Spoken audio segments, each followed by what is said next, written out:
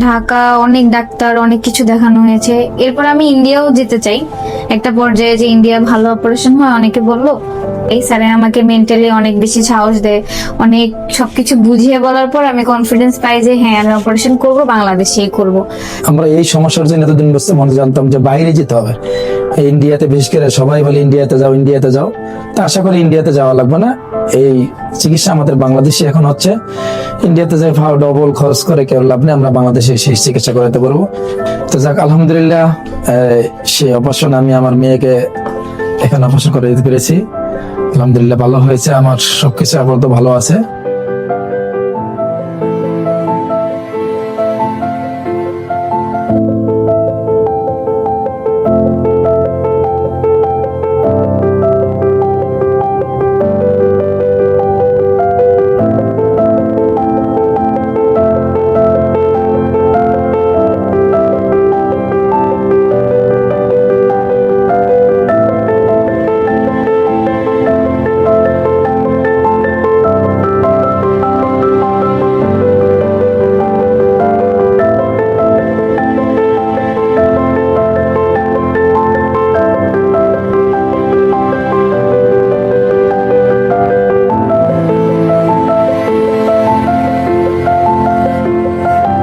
আসসালামু আলাইকুম, আমি ডাক্তার মোহাম্মদ ওসমান গনি, হিপ এবং নি স্পেশালিস্ট।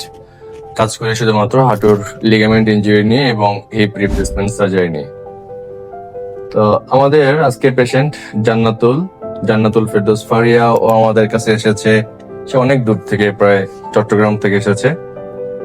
তো জান্নাতুলের প্রবলেম ছিল হচ্ছে হিপ জয়েন্ট এভিএন। আমরা জানি যে আমাদের হিপ জয়েন্টে যদি রক্ত চলাচল কমে যায় বিভিন্ন কারণে, তো তখন হিপ জয়েন্টটা নষ্ট হয়ে যায়। এটাকে আমরা বলি হিপ জয়েন্ট এভিএন। যেটা হলে পরে কি হয়, হিপ জয়েন্টের মধ্যে যে কার্টিলেজ থাকে সেগুলো ড্যামেজ হয়ে যায়, অস্ট্রো আর্থারাইটিস হয়, তখন সিভিয়ার পেইন হয়। ওর মাত্র 23 বছর বয়স। 23 বছর বয়সে 2 হিপ এভিএন ছিল। এর মধ্যে লেফট হিপ সবচেয়ে বেশি পেইনফুল ছিল। এই জন্য আমরা কি করলাম, ওর লেফট হিপ আমরা রিপ্লেস করলাম। চমৎকার, যে সবচেয়ে যে বেস্ট জনসন অ্যান্ড জনসনের আমেরিকান, আমরা ওর এই যে হিপটাকে রিপ্লেস করলাম। এটা হচ্ছে ওর hip joint, left hip. Right hip AVN, left হিপটা বেশি এভিএন ছিল, পুরোটাই ড্যামেজ। আর এটা হচ্ছে অপারেশনের পরে। এটা হচ্ছে আমাদের সেরামিক হেড, এটা হচ্ছে এইচএ কোটেড আমাদের কাপ, আর পোরাস কোটেড কাপ এবং এইচএ কোটেড আমাদের স্টেম। তো এটা হচ্ছে আমেরিকান, সবচেয়ে ভালোটা এটাই আমরা করলাম যাতে এটা বেশি দিন লনজিভিটি থাকে। তো আজকে আমরা ওর সেলাই কাটা হলো, স্টাপল গুলো খুলে দেওয়া হলো, চমৎকার আছে রাউন্ড। আমরা এখন একটু জান্নাতুলের কাছ থেকে শুনি তো আগে কি প্রবলেম হতো আর এখন ওর আপডেটটা কি। আসসালামু আলাইকুম, আমি জান্নাতুল ফেরদৌস ফারিয়া। আমি 2021 সাল থেকে পায়ে ব্যথা এরপরে জানতে পারি আমার এভিএন হয়েছে। তো প্রায় ঢাকা অনেক ডাক্তার অনেক কিছু দেখানো হয়েছে। এরপর আমি ইন্ডিয়াও যেতে চাই। একটা পর্যায়ে যে ইন্ডিয়া ভালো অপারেশন হয়, অনেকে বললো। কিন্তু পরে বাংলাদেশে কোনো ডাক্তার বা কোনো কারোর সাথে কথা বলে ওরকম মেন্টালি অ্যাটাচমেন্টটা হয় নাই বা কনফিডেন্সটা পাইনি। এরপরে আমি প্রায় 4-5 মাস আগে স্যারের ওই অ্যাড বা ভিডিও দেখি ইউটিউবে। দেখার পরে আমি স্থির করি যে স্যারের সাথে এসে দেখা করব। করার পর এসে দেখা করার পরে আমার কনফিডেন্সটা পাই। স্যারে আমাকে মেন্টালি অনেক বেশি সাহস দেয়।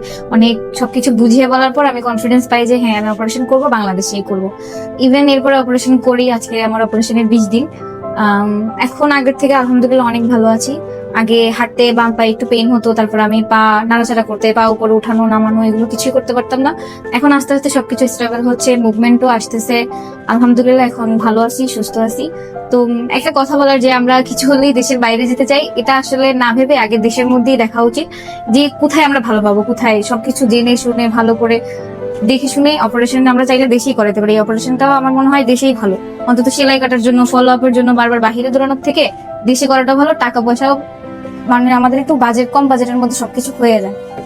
যে আসলে এই হিপ রিপ্লেসমেন্ট কিন্তু অ্যাভেলেবেল আমাদের দেশে হচ্ছে এবং আমার সবচেয়ে ভালো কিন্তু Johnson and Johnson American implant আমরা দিয়েছিলাম এবং সেরামিকন পলি সবচেয়ে যেটা বেস্ট অপশন, সেটা কিন্তু আমরা ইউজ করছি এবং ভেরি মিনিমাম কস্টে। আর একটা হচ্ছে যেটা, যে এই অপারেশনের জন্য একেবারেই বিদেশে যাওয়ার প্রয়োজন নেই।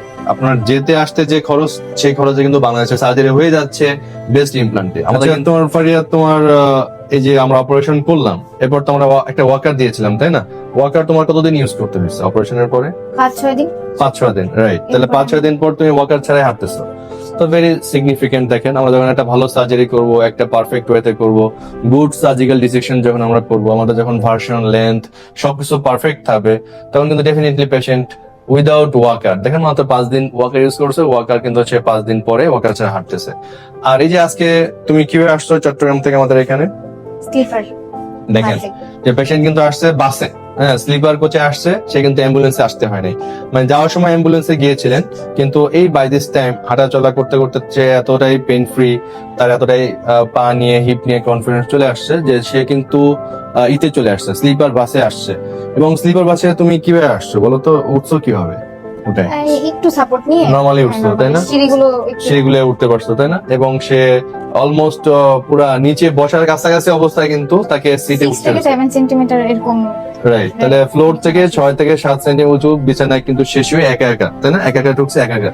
তাহলে এই যে একটা কনফিডেন্স পেশেন্টের আসে, একটা গুড সার্জারি যখন হবে উইথ গুড ইমপ্লান্ট, তাহলে কিন্তু ডেফিনেটলি পেশেন্ট আউটকামটা এরকম ভালো হবে। তো এক্সরেটাই বলে দিচ্ছে যে কত সুন্দর এবং নাইস একটা এক্সিলেন্ট সার্জারি আলহামদুলিল্লাহ। এবং এক্সরে যেমন সুন্দর, পেশেন্ট আউটকামও সুন্দর, হাঁটাচলা করতেছে, পেইন নাই, একা একা হাঁটতেছে, ওয়াকার ছাড়া 4 দিন পর থেকে হাঁটতেছে। তো আমাদের জন্য মেসেজ হচ্ছে এটা যে আল্লাহর মতে এই সার্জারি আমাদের বাংলাদেশে অ্যাভেলেবেল হচ্ছে হিপ রিপ্লেসমেন্টের জন্য। ডেফিনেটলি এটার জন্য বিদেশে যাওয়ার একেবারে কোনো প্রয়োজন নেই।